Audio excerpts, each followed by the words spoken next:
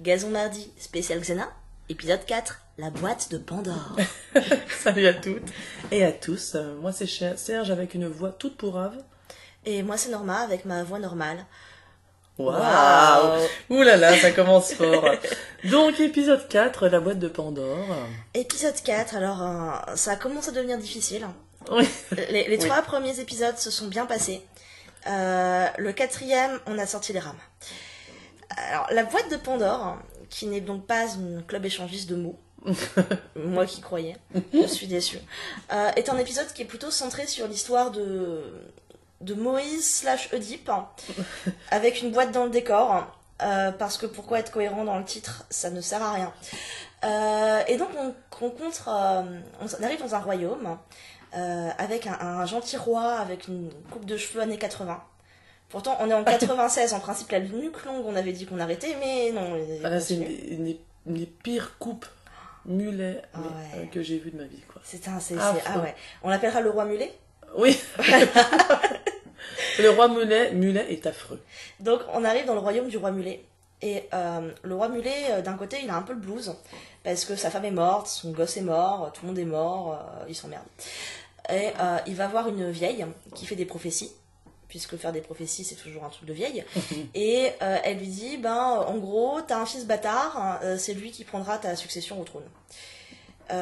Donc, son conseiller, qui a envie de tuer des gens, en fait, tu sens que c'est son fil rouge. Tuer des bébés, ça l'excite, rien qu'à l'idée. Oui. Essaye de le convaincre d'aller buter le gamin pour pas perdre le pouvoir. Le roi, il est gentil, donc il est pas chaud. Mais il a quand même envie qu'on lui ramène le gosse pour qu'il voit qui c'est et qu'il avise après, quoi. Pour l'avoir sous le coude. Alors, la servante, qui entend ça, et qui s'occupait du gamin, puisque lui aussi, sa mère est morte, c'est pire qu'un Disney. Le taux de survie maternelle est environ 2 heures dans cette série. Et elle fait quoi ? Elle nous fait un petit Moïse, c'est-à-dire qu'elle prend le gamin, elle le met dans des langes et elle le balance à la flotte, en se disant hop, ça flotte. Voilà. Et donc le gamin arrive. Et qui récupère le gamin ? On se demande. Gabriel. Qui était planqué derrière un bosquet avec Xena. Avec Xena, voilà. On reviendra sur le point bosquet plus tard. Et donc Gabriel et Xena récupèrent le mioche. Visiblement, il a une belle autonomie. Parce que c'est un nouveau-né, mais il a pas trop besoin d'être alimenté, ni changé, ni... Ça va. C'est vrai. Il y a des smartphones qui tiennent moins longtemps que ce gosse. C'est vrai que on pourrait dire que l'intrigue dure 5 jours. Pas une seule fois, il bouffe le gosse. Non, ça c'est pas une seule fois. Ouais, mais une fois, elles arrivent dans une auberge, elles demandent du lait. Bon, elles l'ont jamais, donc ils bougent pas non plus, mais elles ont commencé à penser au truc. Et Xena et Gabi, du coup, se retrouvent avec le gamin et qu'elles continuent leur route. Et là, elles font encore 10 mètres, et que se passe-t-il ? Il y a une meuf qui est en train de se faire pendre. Tout à fait normal. Voilà, c'est logique, c'est l'ambiance. Et donc, forcément, Xena détache la meuf, tue les gens, il lui explique c'est Pandore, elle est maudite, on l'aime pas, on la tue. Pandore, elle dit ouais, mais je suis cool, j'ai juste une boîte. Alors, ok, il se barre. Et puis, il se barre, ok, voilà, ils ont peur de Xena, elle a fait Juju, tout se passe bien. Jusque là, tout est normal. Et Pandore explique un petit peu c'est quoi les bails. En gros, c'est pas la Pandore de l'histoire, ça c'était Mamie. Elle, c'est la petite fille de Pandore, qu'ils ont appelée Pandore, et qui a récupéré la boîte. Mais en principe, la boîte, elle a été refermée en laissant l'espérance à l'intérieur. Et du coup, elle a pas envie que l'espérance se barre. Alors, moi, ça me fait bizarre parce que je comprends pas la logique. Vu que avant la mort, le désespoir, la souffrance étaient dans la boîte, et que quand ils ont ouvert la boîte, la mort, le désespoir, ils sont partis sur la race humaine. En principe, l'espérance, si elle est dans la boîte, c'est qu'elle est pas dans l'humanité. Et donc, si tu veux qu'il y ait de l'espérance dans l'humain, il faudrait ouvrir la boîte. Bah oui. Du coup, je comprends pas trop comment ça fonctionne. En tout cas, elle est pas bien. Pandore n'est pas bien, c'est pour ça qu'elle ose pas. Pandore et qu'elle a mis un petit minuteur sur la boîte. Petit minuteur. Ça, on l'apprend un peu plus tard. Ah oui, pardon. Plus tard. Pour l'instant, on pense que c'est juste une bête boîte en bois qu'il faut faire gaffe à pas perdre. Voilà. Parce que si tu la perds, quelqu'un risquerait de l'ouvrir. Et si tu l'ouvres, il n'y a plus d'espérance dans leur logique. Pour moi, c'est complètement... C'est baisé comme manière de penser. Mais bon, acceptons. C'est pour ça que t'as pas aimé l'épisode. C'est peut-être pour ça. Ah, c'est pour ça. C'est peut-être pour ça. Un petit rouage dans la logique et je suis perdue, quoi. Et donc, Pandore, qui pour moi ressemble énormément à Billie Piper, mais ce n'est pas elle. Non, Pandore, c'est... Nous le dirons plus tard, nous le dirons Ah, plus oh tard. là là, non, qu'est-ce que tu... Voilà. Qu'est-ce que tu donnes des... Créons Tu un es peu très de suspense. mystérieuse. Mais tu es oui, très créons un peu de mystérieuse. suspense, tu vois. Et donc voilà, il se retrouve avec Pandore à qui elle refile le bébé. Hein, Ouais. et du coup, elles se baladent ensemble. Sauf que forcément, elles arrivent dans une taverne. Ou ça m'arave. Ça m'arrave, Encore. comme d'hab. Hein. Le mec qui tient la taverne est le mec le plus suspect du millénaire. Il la regarde avec un œil de vitreux de poisson mort et ensuite il complote. Il demande explicitement à Xena de laisser les armes avant de s'asseoir pour avoir du lait et de la viande. D'ailleurs, on a appris à cet épisode que Xena n'était pas végane. Ouais. Et puis que Xena manie vachement bien l'alcool. Alcool plus feu, elle Je fait pense, des trucs fabuleux. je pense que Xena a fait un art du spectacle. Oui. Ben voilà, parce qu'elle se retrouve toute désarmée puisqu'elle a accepté de laisser ses armes à l'entrée et soudain des gros méchants arrivent pour voler le bébé. Donc elle a pas très envie qu'on vole le bébé. Comme elle a pas d'armes, eh ben, elle fait avec ce qu'elle a. Donc elle boit un verre d'alcool, elle prend une torche et hop, elle crache du feu sur la tête des méchants. Et d'ailleurs, les méchants ne sont pas du tout cramés. Hein. Je sais pas si t'as remarqué. Non, ils ont juste le sourcil un peu roussi. Oui, c'est très léger. Voilà, c'est... Oui, mais Xena reste classe quand même. Oui, oui. Elle fracasse les mecs, mais Mais elle ne fait pas fondre les visages. c'est ça. Les seuls qu'elle tue sans vergogne, c'est les figurants. Dès que t'as une ligne de texte, t'es plutôt tranquille. C'est ça. En tout cas, on remarque toujours que Xena, mais putain, mais c'est une bitch. Hein. Ah ouais. Pas une seule fois. Non, mais c'est une bitch, pas une seule fois. Elle va flinguer, elle flingue tout le monde, quoi. Ah oui, elle fait pas de Flingue tout le monde. demi-mesure. Oh putain, directement. Ouais. Je sais pas, un petit doigt sur l'épaule, elle m'arrave. Hein. Ah ouais, tu plaisantes pas avec Xena, c'est... Non, ça Un déconne frotteur pas. du métro, il tient 20 secondes. Hein. Ah oui, c'est C'est clair. possible. C'est pour ça que C'est c'est un clair. modèle. Hein. Il y avait une scène vachement bien justement dans la scène dans la taverne où ça m'arrave. Ouais. C'est qu'à un moment elle reçoit une épée puis elle l'arrête avec ses mains. C'est dans la taverne, ça? J'ai l'impression que c'était Je plus tard. crois que c'est dans la taverne. Je crois que c'est dans la taverne justement où elle a pas ses armes. Elle peut rien faire. Non, l'épée avec les mains, c'est à la fin de l'épisode avec le grand méchant. Ah bon, Ouais, putain, je te merde, jure. je spoil un truc de Ouais, fou, tu quoi. spoil. Hein. Ah merde. Mais je te jure, c'est plus tard dans l'épisode, ça. Parce que là, pour l'instant, la taverne, ça se passe relativement bien. Elle crame 3 sourcils et elle arrive à savoir, du coup, que c'est le roi et son acolyte qui veulent récupérer le bébé. Ouais, Du coup, ah ouais, voilà, ils ont piqué la boîte de Pandore pendant la bataille. les salauds. Ouais, et c'est là où Pandore nous explique le truc, hein. C'est que c'est un peu un mécanisme à la Lost. T'es censé toutes les 24 heures refaire tourner avec sa main le truc pour pas qu'elle sauve toute seule. Bon, moi, j'aurais juste mis un livre lourd dessus et on serait tranquille. Mais visiblement, il faut que ce soit elle qui place la main et qui refasse tourner le truc. Ouais. Et que sa main, elle. Enfin, c'est très précis comme reconnaissance digitale. Et donc voilà, donc elles sont bien embêtées. Parce qu'elles ont le bébé, les autres veulent le piquer. Les autres ont la boîte, elles veulent récupérer la boîte. Ouais, gros dilemme. Assez naturellement, l'idée d'un échange arrive sur la table. Donc, elle se retrouve à faire un rencard avec le roi et avec son conseiller. Et là, je comprends pas pourquoi ils se comprennent pas. Parce que, non mais sérieusement, elle discute avec le roi. Le roi, il a sa tête de bon gars. Il explique en gros que il veut faire de mal à personne et qu'il a pas confiance en elle parce qu'elle tue des innocents et que c'est pas gentil et que lui, il veut juste protéger des gens. Elle explique qu'elle n'a pas confiance en lui parce que il risque de vouloir tuer des innocents et que c'est pas gentil et qu'il faut être gentil avec les gentils. Et ils réussissent quand même à partir fâchés en mode oh, l'autre est sûrement un méchant. Mais ils se sont littéralement dit l'un à l'autre qu'ils étaient gentils, quoi. Enfin bref, du coup ça se passe pas super bien la négo. Parce que t'as aussi l'autre boulet derrière qui insiste en mode non, faut buter les gens. Et Mais c'est le sbire. C'est le sbire c'est qui fait chier. C'est Isnogood. Voilà, oui, Voilà. c'est ça, il veut piquer la place. C'est un gros bâtard et c'est lui qui fout le bordel. Ouais. S'il n'y avait pas eu Isnogood, il y aurait pas eu d'épisode. Et on Oui. aurait été tellement heureuse. C'est pour ça que cet épisode est un petit peu une souffrance. Ouais, c'est l'épisode le plus chiant qu'on a vu. Bon, c'est le 4e, on se dit c'est normal, il y a du filler, mais quand après tu te rappelles qu'on a 22 dans la saison, je t'avoue que t'as de légère angoisse quand même. Tu revois tes plans de binge-watching à la baisse, tu sais.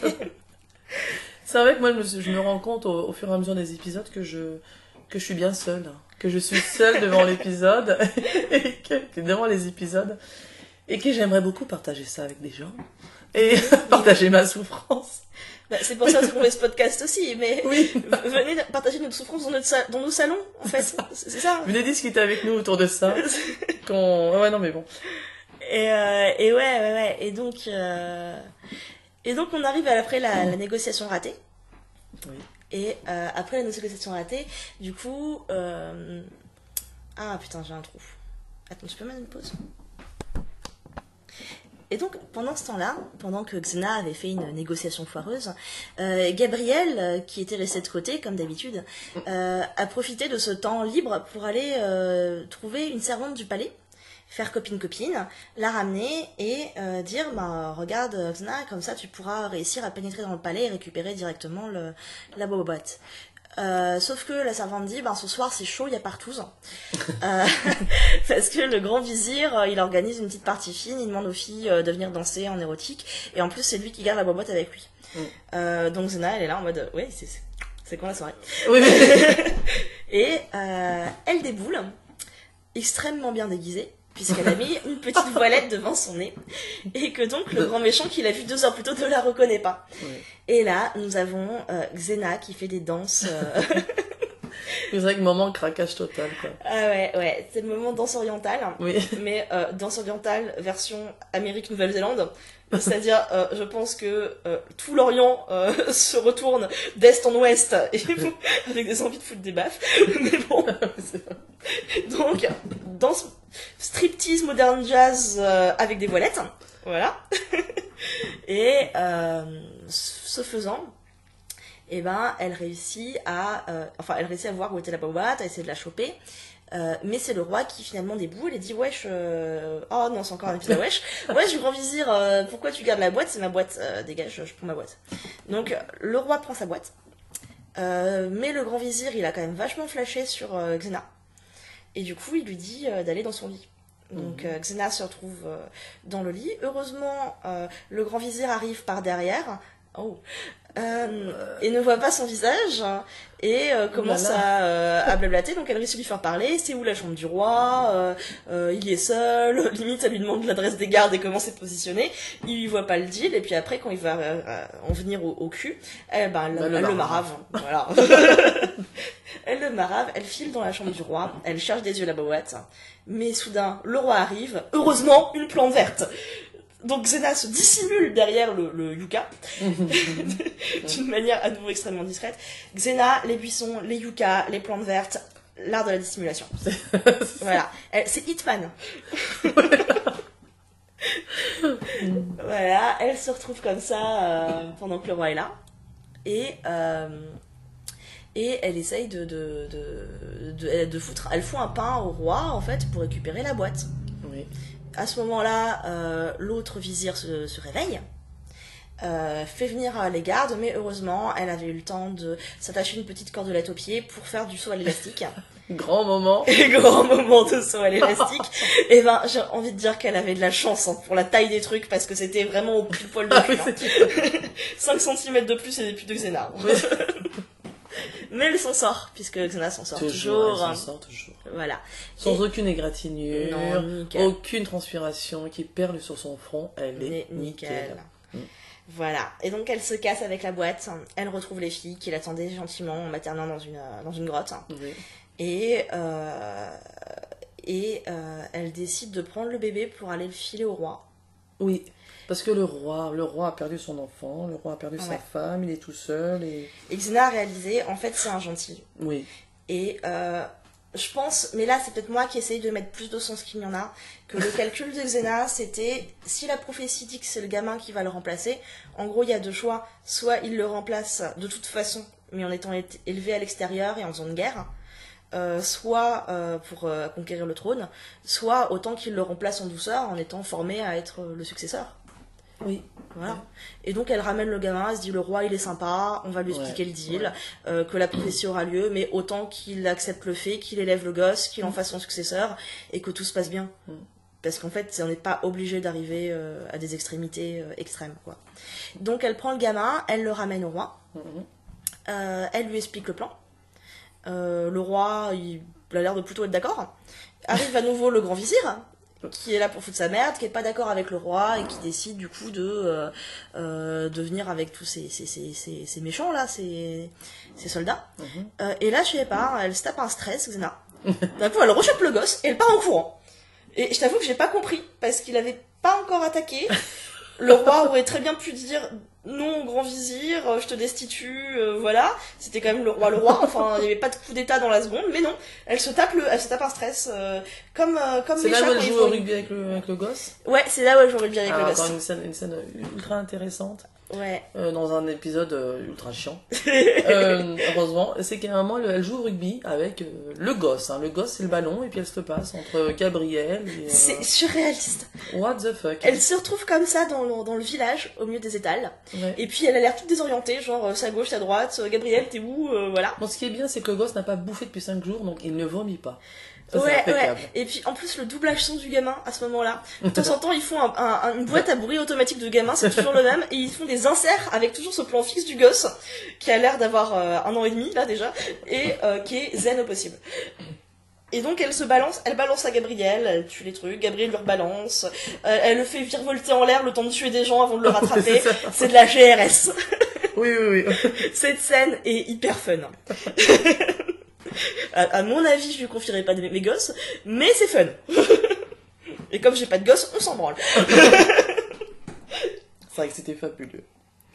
Et voilà, et donc arrive ce moment où finalement le grand méchant arrive, la confronte, elle est désarmée, il va la buter, mais elle arrête la paix avec ses mains. Ah, c'est à ce moment-là. C'est là que lui veut tuer Xena en plein dans la poitrine et elle l'arrête avec ses mains, entre ses mains. Et ouais. putain, là, elle serre entre les paumes l'épée et elle s'en sert pour le projeter derrière elle. Oui. Voilà. Ouais. C'était très beau, c'était une belle scène. Et totalement crédible. Ah, absolument, je pense que ça n'encule aucune loi de la physique. Et donc, il se retrouve à mourir. Je sais plus si c'est celle qui l'achève, ou enfin bref, il est mort, on s'en fout.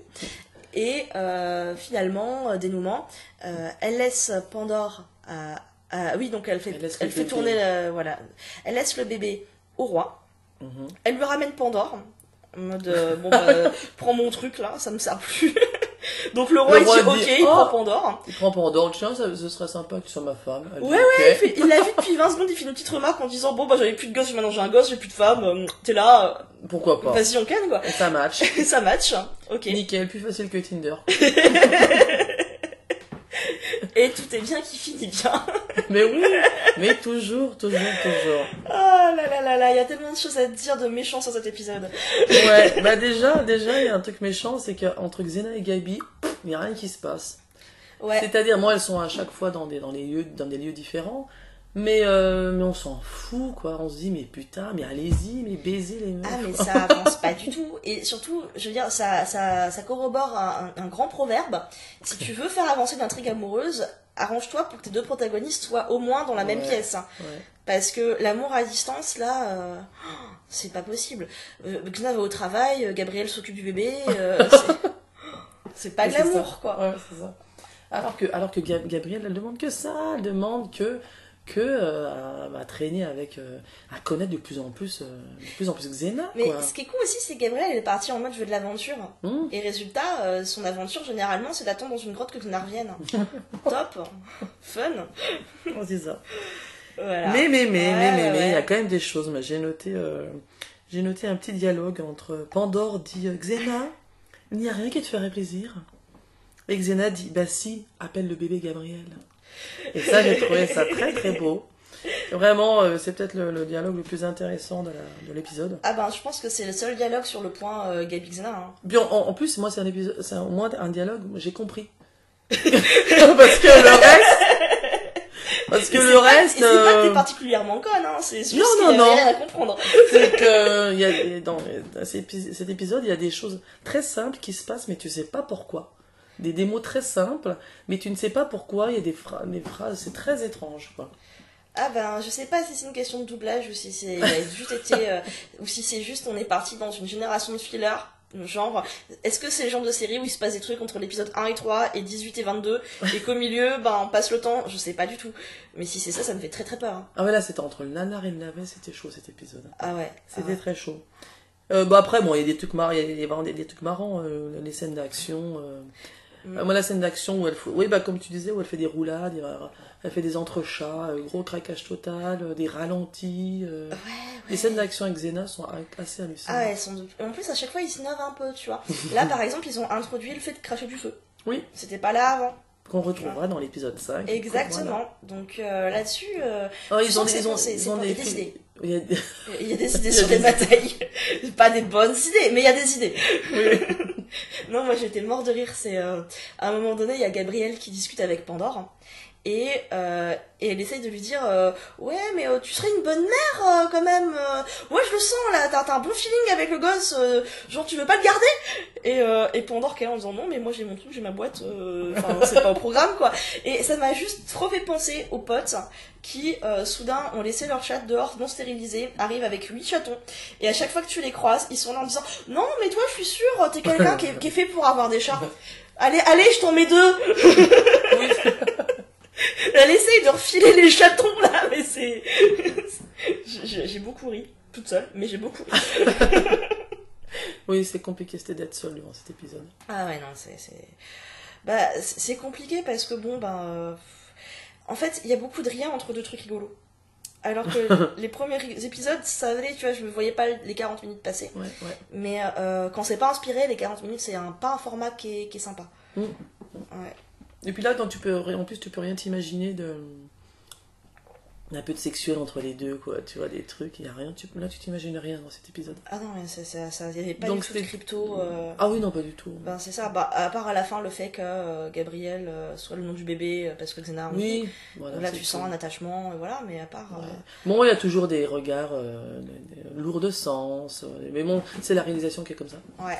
Et puis le jeu totalement à chier de Lucie Lawless. Hein. Là, c'est terrible. Ça se confirme. Hein. C'est terrible. Il faut qu'elle se lâche. Mais c'est sur l'épisode 5 qu'elle a un jeu qui est encore pire, mais on en reparlera.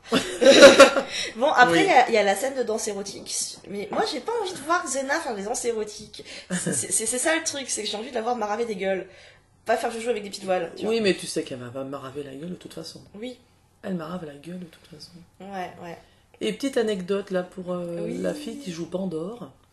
Toi, t'as cru que c'était Billie Piper que je ne connais pas du tout. J'en ai une Call Girl, Okay. Doctor Who. Et en fait, c'est Marie-Elisabeth McGlynn qui a chanté, je sais pas si elle a fait la voix, mais en tout cas qui a chanté les bandes-sons, les chansons de Silent Hill. Voilà. Donc, comme Donc quoi, on une vous laisse avec reconversion ça. est toujours possible. Oui, on vous laisse avec ça, faire un lien entre Silent Hill et Xena, débrouillez-vous quoi. C'est ça, on a trouvé le spin-off, non pas, comment ça s'appelle, le crossover, Silent Hill Xena, c'était celui-là. Ouais, chaud. Fallait pas, c'était pas nécessaire. Non. Ouais, après cette séance difficile, Oui. on vous abandonne pas, on continuera avec le 5, voilà, donc... Alors, je suis pas sûre qu'on va finir parce qu'on avait annoncé que tout le mois d'août serait dédié on avait pensé qu'on réussirait à faire la 1. saison 1 entière sur le mois d'août. 22 épisodes, 31 jours, je pense qu'on s'est un peu surestimé. Donc je pense que ce sera tout au long de l'année. On va essayer de finir ça avant fin 2019. Ouais, on continue avec que du Xena en août, et puis ensuite à la rentrée on repartira sur des films, parce qu'il faut pas non plus perdre le nord. Et puis c'est la rentrée culturelle. Ouais, voilà. Et puis il y a des belles choses en plus qui s'annoncent. Oui. Et donc, comme il y aura rentrée culturelle, on mettra d'autres trucs, mais on continuera de temps en temps à essayer de finir cette saison. C'est notre petit fil rouge. Voilà. Et à très vite. À très vite, salut.